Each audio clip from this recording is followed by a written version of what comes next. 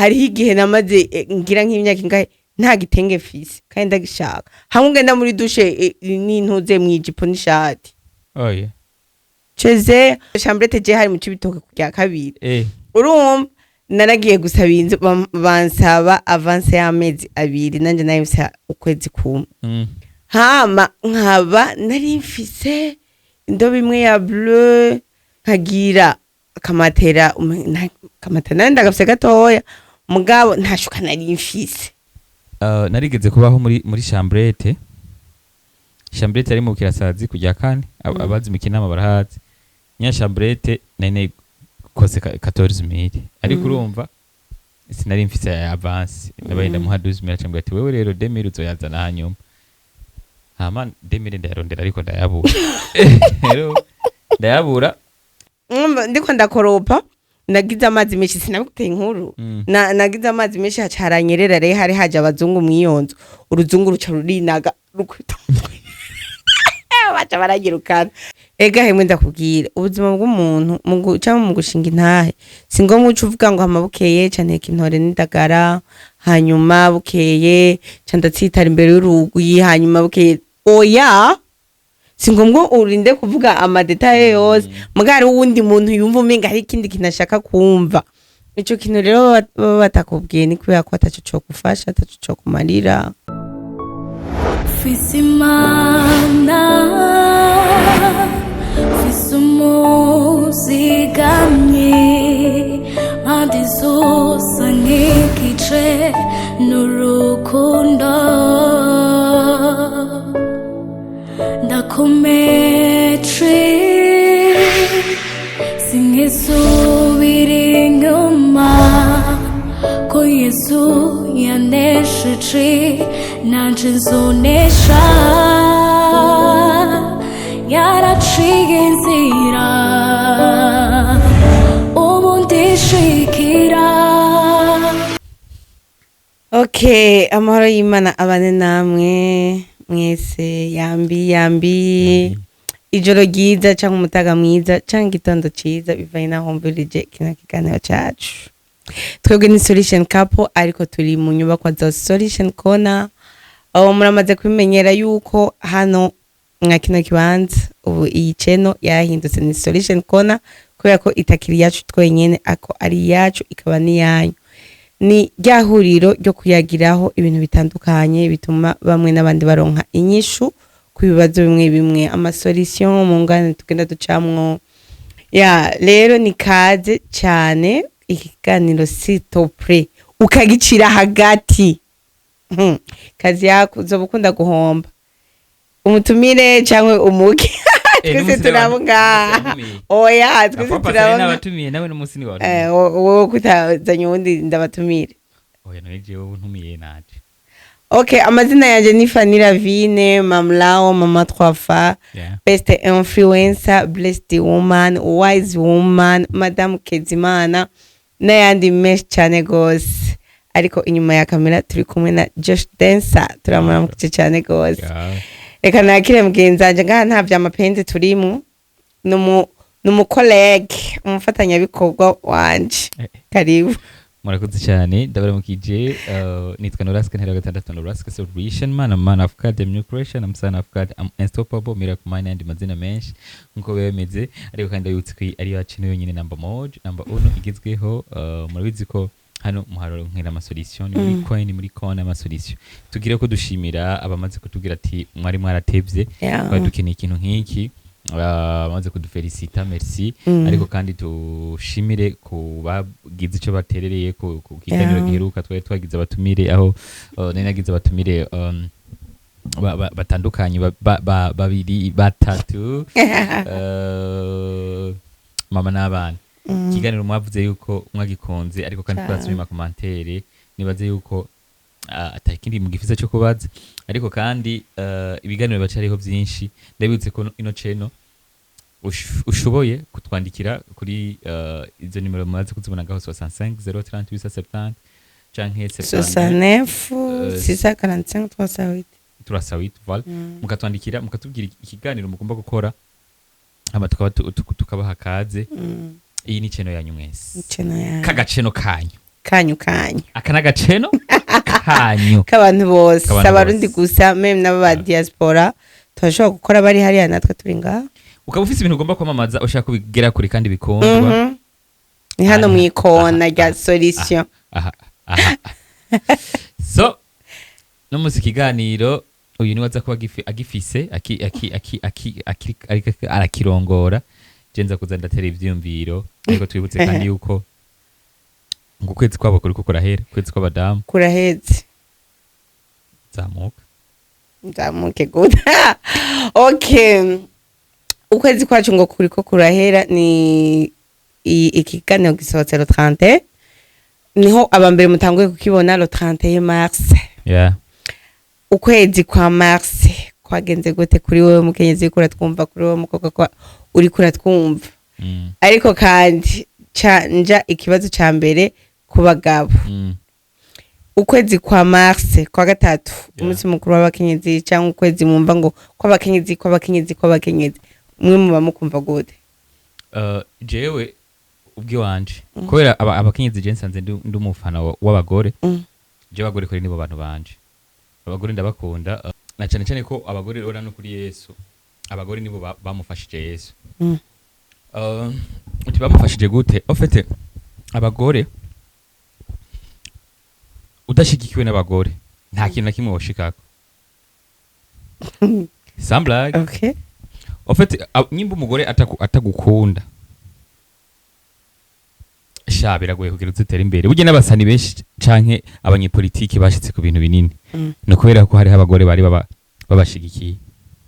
Okay. None wowe uvuga iki kwa bage bagabo usanga bumva yuko umugore nyene iyo arose amafaranga cyangwa arose opportunity yindi kanaka aba yumva yuko umenga acazana agasuzuguro cyangwa nyine abagabo badashigikira abagore? Musanze yimba udashigikira umugore uri umugabo adashigikira umugore urago. Nivyo abagore hari igihe usanga bari kwagira ivyimviro vyo kunyabareka ukabona niko ari umugore nyine yacanganikiwe, ariko ugomba yuko ushika kure uwashigikira umugore. Umugore wawe Rowi Max waramuhaye gift wapi? Kubera iki? Je namanda muhama gift igihe cyose. Jevre umugore wanje nta gift namuhaye Rowi Max. Kubera iki? N'umugore wanje nawe nyine Rowi Max ntiyigeze asohoka. Kubera iki nyine utasohoka? Kubera ko utamusohoka? Abandi barambona basohoka wari kuvuga uti bana je ndagiye nenda kuraraha ukwendaga, ariko suko ntamukunda. Je ndaka kwira ibintu by'agakoko namanda yabwire. Hari na 14 février ngo sinatanze ishugwe, ngo le 25 ngo sinamutwaye ku Noel, naho igihe cyo kipasika ngo sinagize iki. Jewe sinkurira ku madate cyane ariko ndayizera kandi ndayemera. Ariko je nizera ko igihe cyose umuntu ushaka kumuha gift ijanye niyo. Ariko munsi naho biba biri special. Biba biri special, ariko kuba special ni kimwe. Je ni muri babandi bizere yuko iminsi yose ari bonane. Mbyutse ejo ni bonane, hirya ejo ni bonane. Reka rero tugire ko duhanura babagore baciye bahukana. Hariho nk'umugore Rowi Max atarose igitenge acahukana, basi yaba yo kwahukana agerageze uburyo bwose akakironka mu zindi nzira zitarizo. ya ego ico canke bagakotiza amafaranga kugira ngo bakaronda amafaranga mu bandi bagabo baje kuyakotiza kugira bazabe kumwe n'abandi bagore. nk'uwo mugore rero ndamufashe. Attention. Ndabwira ikintu kimwe, burya abagore benshi nibo bigira ibitebo. Uri nk'umukobwa reka tubigireho ngaha. Ibaze wewe uri umukobwa urabizi ko je mfise umugore Fanny Lavine. Wewe uri umukobwa urabizi ko je mfise umugore yitwa Fanny Lavine. Hama nkace ndaguhenda naho no guhenda nkaguha amafaranga. Wewe bazane ko bizohera henze guma ndaguha gushika ryari? None wowe kubera nyine ubuzi uko bise umugore mu nzu hamukaje gutanga amafaranga hanze. Nyene ni babagabo nyine ari gusanga uri kakaroge. Ariko nawe umukobwa uri kurayatora. Ndisiri kutaba mu mutima wuguwe neza. Ushima kutaguwe neza. Nkubu dufata gutelefone nka Fanny Lavine agaca gutelefone. Weje kuyatora. Ukiyafise mu maboko. Umutima uco kuva mu kwezi. Ako tugiye ko tubwira abagabo baza kugira konona itunga ry'umuryango bayajana mu bandi bagore bo hanze cyangwa abakobwa bo hanze si vyiza. Hari igihe umugore wo hanze ashobora kurarira umuceri n'ibiharage, ngo wo hanze yariye agapoisson kamutekerera n'amafaranga atagira uko angana, urumva ugasanga umuhabara wo hanze atunze iPhone, uwo mu nzu nawe afise Tecno. Sure. Joshua, sure. Ayaravye. Nariko ndavuga rero abagore umunsi wanyu suro w'imarse gusa. Yes, suro w'imarse gusa, n'indi minsi n'imisi yanyu nimukora ibintu nyene vy'amateka, kandi tugire ko dushimira abadamu bariko ari abagore bari kubikorwa, kandi si umwe si babiri. Ijambo ni ryawe Joshua, ijambo ni ryawe. Ijambo ni ryawe. Okay, ijambo ni ryawe.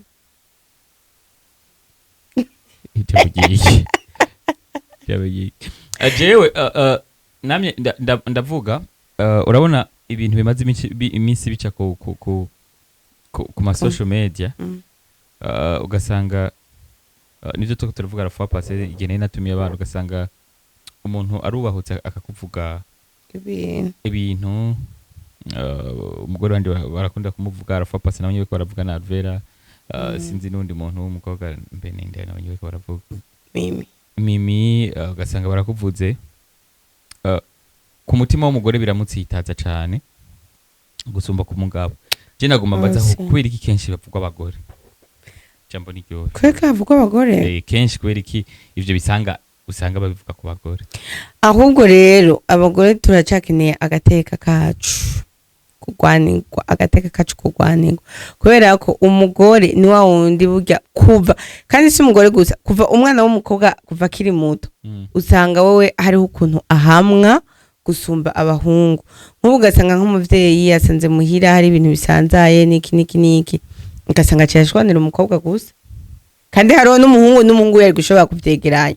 Cyo ugasanga umukobwa n'umuhungu bakoze amakosa asa, mugabo umwana w'umukobwa akaba ari we atukwa cyangwa ahanwa gusumba umuhungu. N'akandi karora bizi uko n'abanyeshuri babiri bateranya amada, usanga hirukanye umukobwa, umuhungu akaca yibandaniriza ishuri. Rero nico gituma n'ubu usanga n'ubuzima tubayemo abagore cyane nitwe bagira ko amaskandari. Kubera iki? Kubera twitwara nabi gute? Nese byo ndiko ndakubwira ni kakarenganyo kuko umenga umugore nyene Jean sexe féminin yama ari victime y'ibintu byose. Ahubwo muduhora iki? None ngo unye nka Alvera ko bamaze iminsi bavuga bijyango ntumbaze ngo yasambanye ikini, kweke batavuga uwo basambanye. No kuri Yesu ribuka muri Bibiliya bazanye ibyo mugore ngo yasambanye, kweke batazanye uwo basambanye. Ahubwo abakobwa abagore muduhora iki? None byo Alvera nibyo sivyo. Okay, my sister ndabizi ko ahuri tumwihanganije cyane bibabaje. Pemporte jewe si ngumva ngo nivyo canke sivyo, naho ndabizi ko atari ivyo, ariko naho vyo bari ivyo. Umuntu no yakoze icaha kweri, kumwararaza no kumuvuga bihindura iki kuri ico caha yakoze? Bihindura iki? Jewe nivyo navyani nabwira nk'umunsi je mubona jewe sishwana n'umugore ntituziga dushwana ntituzanashwana, ariko none dushwanye ntudufata ugasanga tuko turaterana ingumu, ugaca ugenda kutwararaza ubateranya ingumu, wewe wungukirahe cyangwa ufashije iki? Twebwe udufashije iki? Ndabitaho wungukirahe gupibliya yuko abantu kubera iki iciza kitavugwa. Alvera indirimbo nziza ntibazipostinga, ariko ngo yasambanye. N'uwihanganya agapostinga bipostinga umunsi umwe ibiri, muge ibindi byo bakabipostinga bakabivuga indwi zingahe. Oya murateye isoni kirako kiyago. Kandi ikindi kintu naco kibabaje gose gusumba nuko usanga umuntu w'umudamu cyangwa w'umukobwa nyene ariko aratukwa cyangwa karavugwa ku ma social media, abandi bakobwa bagenzi we cyangwa abadamu bagenzi we bo mufutse akaba rero baca baduza iminwa gose mu makomantere mu kubipartage abagore, mu gupartage ivyo bintu bibi, ariko ibikorwa vyiza akora abo bagore nyene abo bakobwa nyene batabipartage. Mugabo kubera ko ari bibi aho je hose usanga irigara wamenye kuno mugabo filime amaso yanje ntimuriko murayivuga cyangwa ibindi bintu vyiza tuba twakoze ntimuriko murayivuga. ba mama dufukane vraiment dufukane ugasanga n'umukobwa umudamu cyangwa umukobwa nyine ari mu nzira y'iterambere ariko arakora ibikorwa abandi bakobwa kugira bazomushigikire cyangwa abandi ba mama urumva ana nk'ubu yuko nk'ubu unyitwebwe turakora publicité neza mugabo burya biragoye yuko si kenshi ko abagore bapfa kuvuga ati reka tugende fani abari watugirira basi bitwaje yuko ndumudamu nk'akarorero nk'igihe we tutari bw'abantu hariho nk'abadamu benshi bankritika bagira iki n'iki kandi abo bari kunsapotinga abari bo bari kumfata mu mugongo oya vraiment bakobwa natwe turabe dushirane ko dufatane oya we tutarabana kubera we kijya gihe nigira bakubona mu bumaraye umara bwaye rego umugore menga adafise umugabo menga hari ukuntu bamubona mukundi kuntu nyene mbebe byo nibiki bene kubera umugore atabafise ijambo ofete nyene kubeko umugore muba mwumva menga nta jambo afise kandi Imana twese yaduhaye ijambo kandi twese Imana yaduhaye umugisha Imana urana yavuze ati nzezagira ibikorwa byo muko yanyu cyangwa amwese ndabahezagiye ntihingeze avuga ngo mpezagiye umugabo cyangwa mpezagiye umugore kubika nyene mwumva ko twebwe abakobwa etwe bo kwakwa ijambo mutifi ngo nta mugabo ufise cyangwa ngo ugize iki bakakubonamo ibindi bintu nukwitura cyakeneye kurengirwa agateka kacu guhagarikirwa ku buryo umuntu azanye uburofa ku mukobwa afungirwa mu kamazi ariko abakobwa nabo hari ukuntu biyandarika gute nk'ukuntu umukobwa aba yambaye kweri ukabona umuntu w'umukobwa nyine yambaye urashobora kubona yuko atagahunda afise cyangwa afise gahunda ivyo rero bigaca biviraho kagasuzuguro nivyo bice bivamo kagasuzuguro gasanga bariko barabacokora babagaye bivanye n'ingene nyine uri umukobwa wambaye bivanye n'ingene uri umukobwa uvuga ahubwo wowe bari kuvuga uti abakobwa reka tubijeko none kubera iki abo bakobwa bameze uko bifata nabi cyangwa bambara nabi kubera ko muba generaliza mukabafatanya n'abandi bose bifata nabi nenda kwereke uramaze kubona wo umuhungu ariko aragenda ari gose ubu bangu basike bambara turatugera ngaha twatundi tunyerere betuge batwitago yego umuhungu nawe abanzu ugezaho tugiye tukabutura batwitwa gute tubucikopa abahungu batwambaye n'agasengre kacagenda mu ibarabara abayahenye ntabayahenye umuhungu arahena arafise yerekana reka hagenda ufise ibyo yerekana umuhungu yohena nk'amahabiki none yose se amaguru byose se bifuwa bitaniyehe kare igifuwa c'umukobwa n'igifuwa c'umuhungu nico kimwe bazi ko none hariho n'abadamu cyangwa abakobwa babonye igifuwa c'umuhungu baca bamwifuza abo ni babakobwa nyene bariho abagore basaze umve none kubeka ibiba ku mugabo uba wumva bibaye ku mugore kumenga yarasaze kubera tutasangiye amasantima none kubeka nyine mwumve ko ayo masantima mwe mugira umugore atoyagira kubisanzwe abadamu vrema turakwiye kukingirwa umuntu azana ibintu by'uburofa mukamazi inkoni mwavyumvise turakwiye gukingirwa ndabaramukije kandi je nitwa Noraske ntari wa gatandatu solution man of God new creation son of God unstoppable tuko turagira tuvuga ku bintu bitandukanye murana ko twari muri matse haba ibintu byinshi abadamu benshi batashe bukeye abandi bataha sinzi n'abandi batagiye bashiremo ariko ico tuko turavuga ni gute abadamu bo kwirinda kuba skandale kuri social media kino gihe turi mu gihe abakobwa usanga umukobwa umuvuze gusa no kwiyahura je twarabanye n'uyu ariko aravuga igihe kimwe kugira ngo ndabikavaringa na mwatse telefone kugira abantu ntibagume babona ivyo bariko baramuvuga si Arvin duheruka kubonana ariko nawe ndaza hari kuri ntagowe neza rero yababaza abakobwa bari muri babandi bafise imitima yoroshe sico kimwe n'abagabo kuvuga umuntu yagize amakosa si sawa niyo batayagize si sawa ariko kandi ndabibutse ko tuko turakora filme zitandukanye abakunzi bacu ba filme turakora filme yitwa Mwamikazi ngumwe mudusengera turabandanya kuri tele umwanya n'umwanya irabagwamo ariko kandi turafise filme yitwa Amaso yanje aho turiko turaja kuri episode igira 9 munani mwabonye kari ibindi bintu filme igumijyoha yabayoboke so muyirabe kuri channel yitwa Fana Lavine official ariko kandi turiko turazana n'izindi nyinshi mugiye kozobona harimo yitwa urukundo niki El Pacifico King Fico nuko hama wife amiki hama hama amiki ikiganiro twakoranye na Fapasi wakibonye gute turi kumwe? nakibonye neza, nakibonye neza, abantu bacakiriye neza. Uretse ko hari abantu nyene bafise ukuntu batumva nyene uguma urumva naho uvuga ikintu avuga ngo ya ntaco wavuze. Ega hemwe ndakubwira ubuzima bw'umuntu mu gushinga intahe si ngombwa uca uvuga ngo amabukeye cane kintore n'indagara hanyuma bukeye ca ndatsitara imbere y'urugi hanyuma bukeye oya, si ngombwa urinde kuvuga amadetaye yose mugari wundi muntu yumva umenga hari ikindi kintu ashaka kumva. Ico kintu rero baba batakubwiye ni kubera ko ataco co gufasha, ataco co kumarira. Ya hama je nibaze ko abantu bakwiye gutandukanya gushinga intahe kwiyararaza. Ya hariho gushinga intahe, hariho kwiyararaza, hariho no gusakuza no kugira bambone.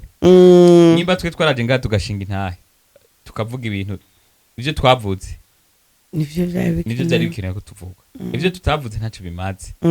Hama wewe wumva ufise intahe yiwawe itandukanye niyo twe twavuze nawe ucugenda ukayishinga ukaca uvuga iwawe. Rero mwarakuze kubayakiriye twagumye tubona ama message y'abantu bavuga ngo umuryango uriyerekana sinzi social media nibiki.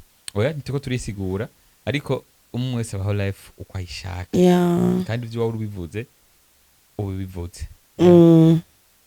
Urabona jewe haje kuko ndiko ndavyibuha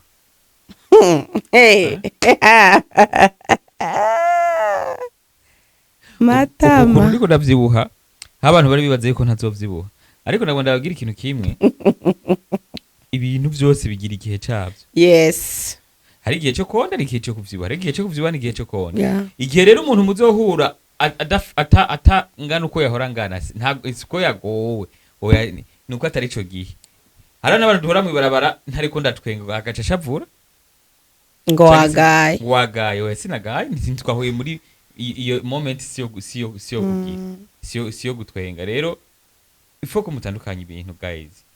Hari abantu rero bamaze igihe umuntu ateye imbere bashavura. Dufate nk'ubu ugasanga Fanela Vina Rose uhuca ushavura. Je naguma ndababwiza ukuri. Bijya bintu byo gushavurira umuntu yukwera yarose ikintu. Wisubije inyuma. Wewe ubonye success y'undi muntu ryoherwa. Wera none utaryohewe none uca bimwaka. Niho rero hatangurira kuroga kwicana. Kubera ko ubonye undi muntu yateye imbere ukaca wumva we menga uba mu kibanza ciwe bigira kuba mu kibanza c'umuntu ntibishoboka kandi sivyize ko wifuza ikibanza c'umuntu.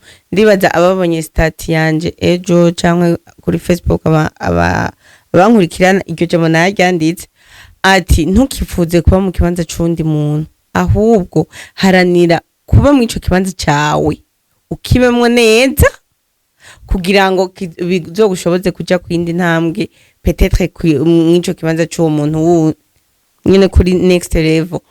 Ariko ibintu byo kumva bige bintu nije nari ndabikwiriye bige bintu urumva nije iki nivyo nta muntu numwe atabegwa n'ivyiza. Ariko nigihe ivyo vyiza bije mu gihe atari nyaco hari gihe bishobora kukwica. Ibaze nk'ubu nditoye nka haya wacamwa nka Nana ndamugabiye nka Emilio yo yakoze iki bisiguti naho ne yochashira butike yose nene cyangwa sawa reka tuve kuri Nana dufate nk'ubu ngabiye nka Joshua nka 5 million yocha agenda mu bagenzi biwe bakamubwira tuje mu nzoga tuje mu matabi tuje mu biki umva akamwica. Rero niko kuko umugisha ni mwiza ariko uba mwiza mu gihe wageze nyine kabisa nawe wakamiritse uvuga ati ndashobora kugira kuba muri uwo mugisha ntekanye ngiziki. Umugabo wanje niwe akunda kumbwira ati nk'iyo ndosa akanoti nyine ntari nitegura cyangwa ati banzu yabike kubera ko amafaranga abisa umunwa aravuga gusumba wewe. Amafaranga ashobora nko gukoresha amakosa, ugasanga waguze ibintu utari kugura, cyangwa ugasanga wasorera umuntu utari gusororera, cyangwa ugasanga wishimye ku muntu bitari ngombwa. Urumva rero wewe haranira kuba mu kibanza cyawe neza kugira ngo Imana igendera kuduza mdogo yamaze no gutegura ukuntu ico kibanza kindi wocicaramo. Si no kwipfuza ikibanza cundi bivamo ishari bikavamo urwanko, umuntu naho womwica kubera umugiriye ishari, nta nikama mbere yiwe usigara urambara. Ni misi ibiri ubona ubundi yadoze naho no kongera ukababara to kongera ukababara. Urazi yuko bibabaza cyane ubundi muntu ariko atera imbere uguma muba yes. Urazi ko bibabaza cyane iyo ubonye umuntu ariko aratera imbere ukaguma umenga uri kuraharura imigisha yiwe ukamenga umuzamu wiwe, urumva uraruha kubera iki? Buye kugira umutima mu bindi cyo kintu cya mbere kiruhisha gusohoka cyane. Abantu bafite imitima mibi muragowe kweri, muragowe. Jewe nene nka jewe ubabariye nka jewe nabanda bibabwire. Jewe navutse mu muryango, navukiye mu muryango ata amafaranga ufise. Yes. Twavukiye mu muryango ata amafaranga ufise kuri zero. Kweri ya miryango zero. Hama Imana tugirira ubuntu turayimenya. Tumaze kuyimenya tuhitamo kuyikorera n'imitima yacu yose. Ikintu kimwe cyo nyine nzi ku Mana. Ibindi byose byoshobora kuba ari ububeshi, ariko uyizeye ntigere muteterera. Ibindi byose byoshobora kuba ari ububeshi, ariko wizeye Imana never ntibishoboka kishiye kuguta hasi. Naho yotevya gute umunsi n'umunsi uzoshininga tu. Uzoshininga. Rero niwabona ndiko ndashininga ntibaze ngo bitanguye today bro. Hari ahantu waraciuka kubitika. Ndibuka njya kawunga indwi igahera indwi zibiri mu gatondo saa sita mw'ijoro kawunga ushika nkagwara mu nda. Cyakwe byarabayeho. Byarabayeho nyene. Iyo kawunga yarahevye irangwaza mu nda kwera avuga ati oya no nduhuka vraiment. Kandi rero naho nyine hari igihe yaba ariyo nasavye ideni. Mugo ubonye umuntu akaca mbona niriri inyama cuna cungo kirakunda kurya ni kubona ko kica kivyibuha ngo gice gitana amataye ngo ibiki nibiki. Ofete je ngoma ndabashingire intahe gatoyi y'ubuzima maze kubamo. Je mvuga ubuzima bumwe nawe ucuvuga ubundi. Mvuze bumwe ucuvuga ubundi. Okay. Mvuze bumwe ucuvuga butatu tuza kwa duhejeje. Jewe narigeze kubaho muri chambrette. Chambrette ari mu Kirasazi kujya kane abazi mikinama barahazi. Nya chambrette nene kose 14000. Ariko urumva sinari mfise ya avance. Nabaye muha 12000 cyangwa ati wewe rero 2000 uzoyazana hanyuma. Hama 2000 ndarondera ariko ndayabura. Rero ndayabura. Akakumanyishuza nkwepa. Uje amafaranga y'inzu nari n'ikindi kintu. Je gituma nsenga Imana ibaha amafaranga y'inzu kweraho muri ko madukurikirana. Kwishuza amafaranga y'inzu kandi Imana abari mu madeni bose bakore mu madeni. Deni rajyana. Hama iyo chambrette rero nabamo nta matera nari mfise. Ariko nari mfise gakeka keza ka bien no dukarto. Ariko ntashuka nari mfise. Aho hari mu Kirasazi. Ibyo nagombe mvuge nawe nibyo cyumvuga. Warabibayeho? Vuga ntacyo nagivugira ibyo wanje ariko ni nk'ibyo nyene. Je nifukiri irido. Nibyo nagombe mvuge. Aho cyenda aya marido yasa nkayo nari mfise. Ikala. Izine ry'Imana urumva iyo chambrette je hari mu cibitoke kujya kabiri. Urumva naragiye gusaba inzu bansaba avance y'amezi 2 nanje nayifisa ukwezi kumwe. Hama nkaba nari mfise indobo imwe ya bleu nkagira kamatera ndagafise gatoya mugabo ntashuka nari mfise nta safuriya nari mfise. Urafise igitenge nturi umukobwa? Bugireze ko ari umukobwa adafise igitenge kandi kubera ko atagishaka muga kubera ko yakibuze igitenge kirazimvye. Ubona umuntu yidoraguza akamariki bimanitse ngaho bambe bizinze biri ngaho. Hariho igihe namaze ngira nk'imyaka ingahe nta gitenge fise kandi ndagishaka. Hamwe ngenda muri dushe n'intuze mu ijipo n'ishati. Oya. Cheze urumva banzoheze zamuka uru we kwawe ntiwahejeje jena oya ni aho nyine igihe yari ya mbere uru iyo Irene nje urumva chambrete narishe ukwezi kumwe ndababwiye ati je ayandi nzoyazana ejo nje kwimuka reka nawe nazanye nifitiye izo rido gusa hamwe nako kamatera hamwe niyo ntuze ya blue niyo matera byagenze gute kugira uyigure kaka 08 niwe gakuye ico gihe nari na nkora mu ntuzeya ahantu hari aho nkoropa warakoze mu koropa kagufyina muri meze do passage ahantu ngenda gukoropa nyene hama nkaca nitahura mugumba nyene ndiko ndagenda kwako kazi nawe nateye style bedi namasa neza kabona ninjiye mu gipangu hama nsotse nawe nkabasa neza nkamenya n'ivyo ngiye gukora uko ari gukora isuku iki niki hama rindagura ako kamatera n'utwo turido mugabo ce ndabura aya mashuka n'isafuriya n'isahani urumva sinari guteka atasafuriya n'isahani mfise nari yaranja hewe gacha nka 5h namanitse ya marido haho kuntu rero naho muri quartier haba ibintu vy'ibiyabu haba ibintu vy'imbata biza bahazi ya haba ibintu vyi ubuge uninjiwa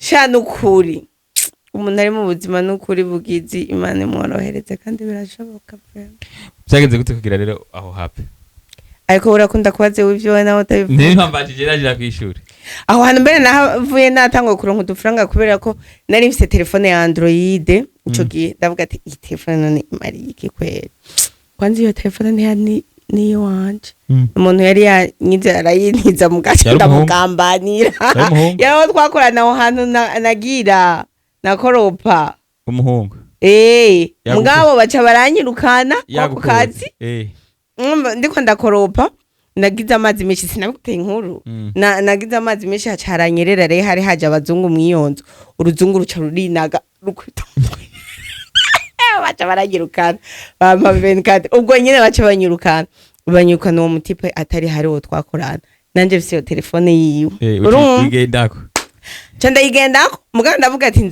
igihe twawe nzoyimuha kameme mugabo ndimwe iyo chambrete ntarasyo nta safira nta kintu nakwe ndavuga ati jewe n'ugwisi nsonza nisosi reka niho naciye ntangura kugenda gukorera kuri bata je nakoreye kuri bata nkagenda iyo telefone nkaronde umukiriya nkayigurisha nkacangura iyindi nkayigurisha iyo yindi ugasanga kumusingurishije nka telefone zitanu kandi ari imwe urumva inyungu akaba ariyo ca ntahana kandi nkatahana inyungu nkatahana na telefone uriko uravyumva niko nahakiriweye telefone sinayitunga ngo kugira ngo nandikira abantu ibintu vy'uburofa canke ndiko ndagira commentaire z'uburofa mvuga ya muntu rero urumva nta safuriya mfise na stress niki hewe nachangura mutuboke kwanza tubiri wanyoye utuboke reka iyo chambrete wowe wari kuyiraramwo wenyene atakantu wisizemo kagapressio ariko Yesu yarakoze urumva hama urumva utwo dufaranga naze ndegeranya ngo titanyine ndaronka utuntu ndagura udutebe twa Jocomanse la vie ndagura yarido urana hari amachambrete baba bagabuye n'iride yo chambrete ndayigabura ndagura n'igitanda isuku rero bari hari isuku riba rihari ku gatapi kajyanye k'intuzeya urumva ebana nta nagacango uba wumva haba hari isuku tuntu twawe dutonze ku murongo nambara akabido n'akayikoni tuntu dutonze ku murongo nene mvuye ko navuye narabaye umubozi fiseyo igitanda fiseyo akaetaje n'agateleviziyo gatoya ka 50 pouces n'intebe za Jocomanse la vie naho naguru umufuko w'intuze w'amakara nawe ushira musi y'intebe kandi ntiwakema shamwe abagore mwe mu sinzu zagutse mugira umwanda ndabafashe ibaza bamuga jambrete barashobora kugapanga neza hamwe nawe winjiyeyo kindi ukabantu twabana mu ngo rupango baragerwa binjiye mu nzu wanje kandi mwana nje ndinjiwe nkabona baba mu madiva yo we nta mugore twahuye nakubwiye ko twabana nkabona iwe ko ari buraya yo ariko ugasanga yaje guteramira iwanje muri jo commence la vie nako gatapi nyene kisashe utuntu tumeze neza nako gateleviziyo kangana nkuko yose nyewe ariko ubuzima bwose buraryoshe wawe none ubu unyi nanje basigaye bandaba muri televiziyo biteye byo bingana uko bicaye muri sare mana warakoze ngo yofa ni ravine no witwa gute witwa gute ico gihe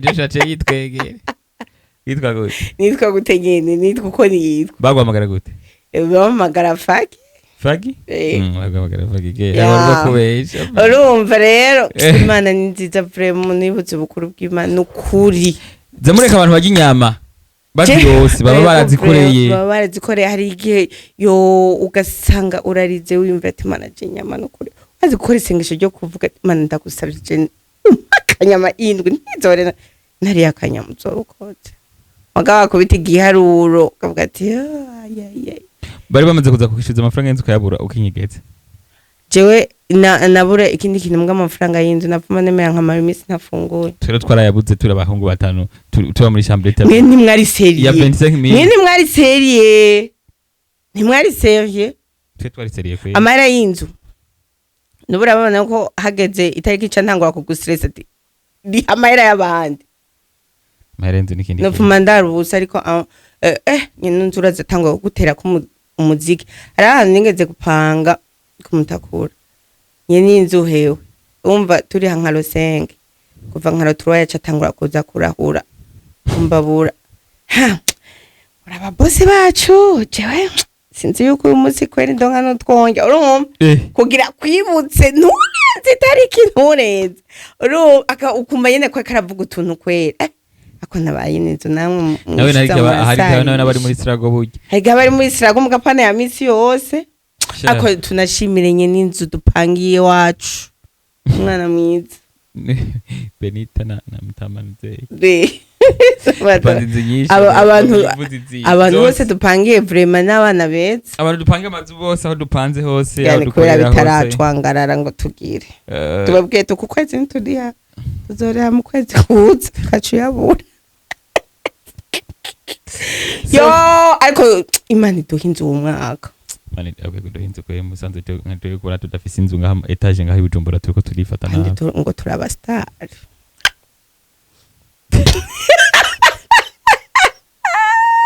okay hamiyo chambrete nawe rero ngo vyageze go hola people ikiganiro cyaheze irahira ega sinavuze yuko ayo marido ariyo nakura ko mwijoro kugira nifuke imwe yifuke indi nkayisasirama mu gatondo senkere nkaca sibira nkayamanika nje gituma ndababwira urashobora kubikora turaba uri mu buzima ubona menga ni bubi si brage wibaza ngo tukora jokinga no si brage brave ubone dusigaye twambaye amashati nkayi ino shati razimvye mu bintu bizimvye nambaye ni impeta manona karinza hawe yes ni sahira zimvye naziguza ari zibirije ni uyu mudamu mwerekana nta satwa subwibone ariko nagomba ndabwira ikintu kimwe Imana izogukuraho agasuzuguro igushire ku yindi level kandi abantu babandi nyine bagusuzuguye muza muri kumwe kandi bariko barakuraba bashobora kuza bariko bakuraba kuri televiziyo cyangwa bariko bakurabira kuri cyangwa bavyumva cyangwa bakazovyumva no makuru ariko nukuri ko Imana ntushiye kuguma ahantu uri warizeye Imana rero ukaba utarizera Yesu Kristo nk'umwami n'umukiza umwanya ushaka kumwakira kweri kwa niyo fondation y'ibintu byose niyo fondation twe turiko turavuga baza ngo ni joke waryohewe ni ntahe nibiki ariko wazibe ubuzima bwo mwisite kweri ndiko ndabwibuka ncene ibintu byinshi wazi ko mwisite bibana injya zitetse ana ko baba bateka mu gikona ari benshi ugasanga wewe uyu munsi wabutse uwundi asimbiye mu nzu kaca warura nk'uduharage bayudage baradusaba ntibenda kutwiba hariho rero hari gihe ububana n'ibikashi bataguha ukamusaba uti ntiziduharage nikoreze ntuzewe ariko shabara nakunda na Brima ibaze ngo ntiziduharage ngire cyangwa sha ugasanga nyene mubana mu rupanga baraguhamagaye saa sita ngo dusangire ukabura ucana imbabo ukabura amakara ugacirindira ko bo baheza bakaca bagutiza ugashusha bikari urukundo ruracabaho rujya ruriho rwose bakubwiye muri igitoki kivuye ruguru mukagisangira urupangu rwose abantu bagira ivyo bintu Imana ibaha umugisha vraiment burya byo bintu vyo kuryama ukaja kuryama utabonye abandi bantu kimbabura yo yabo yaki mubana bya n'ubumesha n'ubumesha vraiment kwere gihe umuntu biba byase yabuze imbere na nyuma rikose gisa kufanya ukamubera umumarayika ya mugenzi no munsi ubera umumarayika umuntu umwe hewe jigiye kimwe nayigeze ko ari kubura rasyo hacaraza kundamutsa umuntu ntazi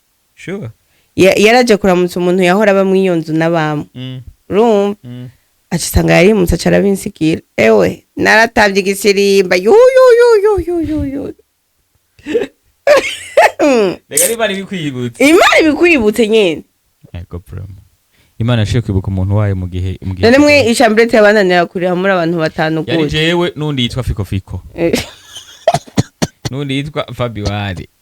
Nundi yitwa Papa Keros. Nundi yitwa Thierry. Yari shambrete iri mu kinama. Twara abasore batanu b'injyamunyu. Urumva ariko twari kuri ha bitanu. None yabananira kuri yagoze. Urumva ukwezi twarahera tutarayaronka. Kubera iki? Hamakaje kukundi. Mbega utumva ko iyo chambrete hageze igihe batubwira bati iyo nzu basi ni muyivemo kuri gusa duheranye ma 3 sase nka. Uturi ya 25 kumva yarameze ngahe twa tubayemo kuri gusa. Arahitemo aravuga ati basi. Umwana shebo negligence namwe. Sheri bamaze gukena wewe.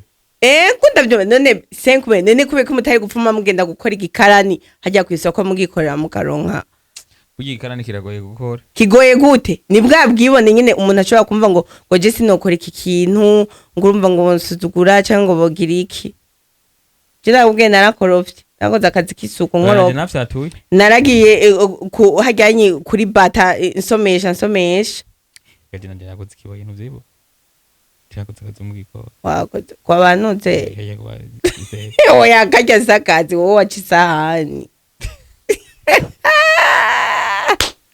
Yo mana yanje mukamo wanje ako ufise amahirwe yo kuburi kuraturaba mwiyo Android yawe iyo racyo kuviramo akazi je ntagire umuntu azosaba ku telefone ambwira ngo mpakazi ngo nuraske ngo mpakazi ngo nabuze ico nkora ufise Android Samir yigurisha igura ga telefone gatoyi shukuramo marimi cash ya mafaranga asigaye ego cyangwa ugire cyangwa udandaze nyene utundi tuntu umutaye wose ikibazo budufise abantu dukeneye guhera mu bintu byo hejuru dukeneye guhera hejuru nta kuntu ko ufise Android sinzi umuntu yigeze kunyandikira basi ngumengo gataye kirengarenga ngo urumva akanyandikira kuri WhatsApp none usaba umutaye wirengarenga ufise Android ntoyigurisha ibaze hamuga kuramo ngo yaye ngo gatelefone kanje ngo karashaje ngo kaye no cambura ikinteramisha wowe ugifise isungi zo guterama burya ntiburagukubita ko yera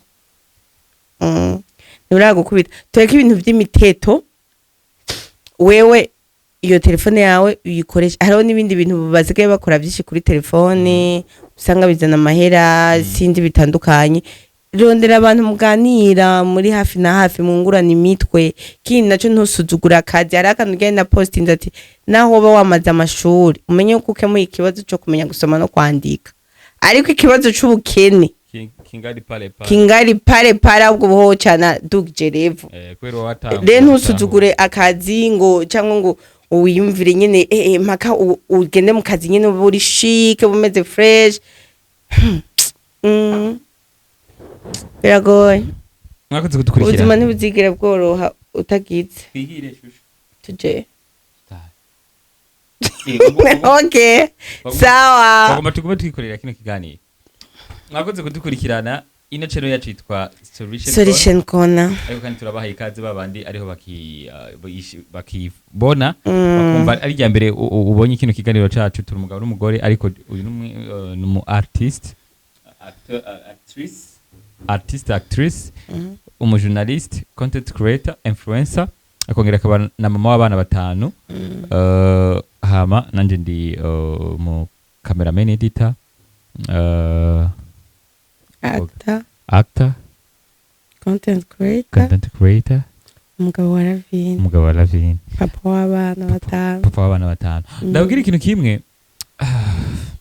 Ico wibuka ivyo kuvuga.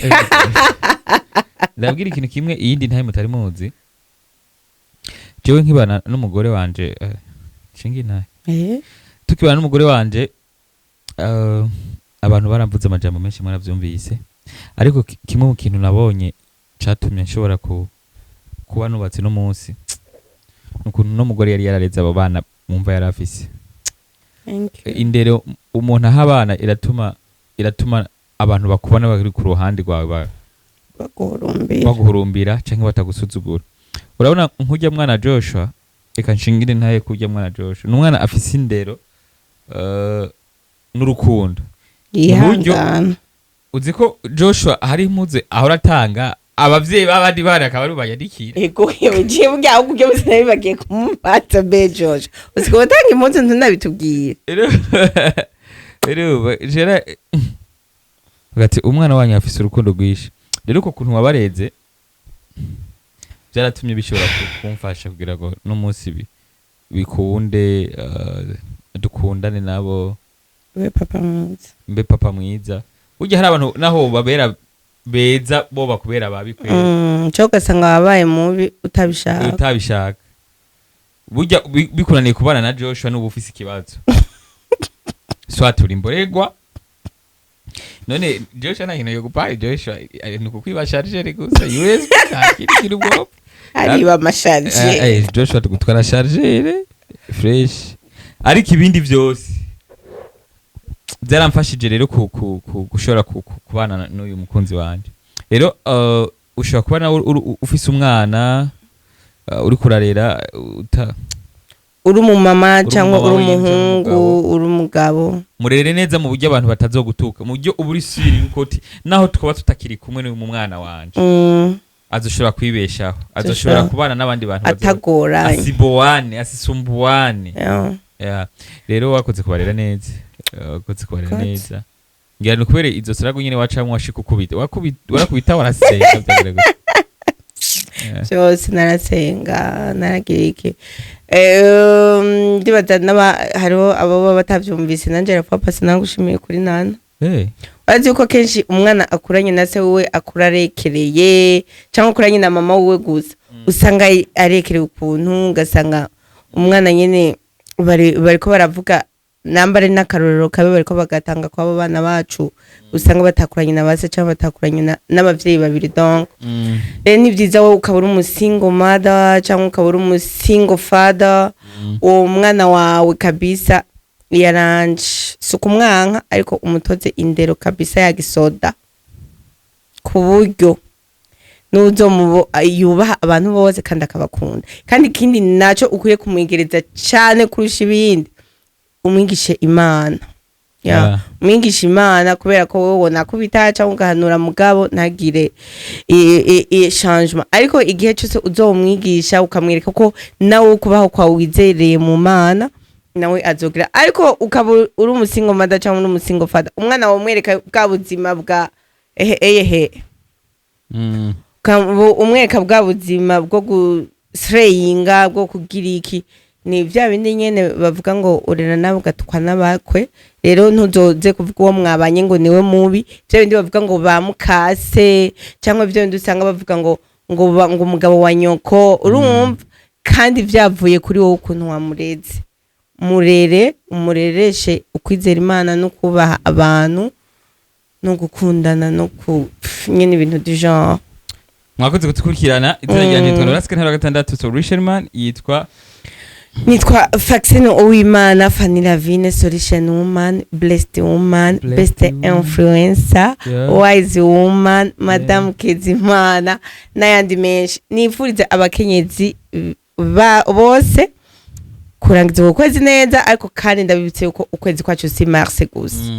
Urashobora gukora ibikomeye, nambi Imana yarashize muri wewe ubushobozi bwo kuremeramwo umuntu, akaguhemeramwo, akakuremeramwo inzara n'imishatsi akavuka ari umuntu muzima. Buryo urashobora no kuvyara ibindi bintu bikomeye.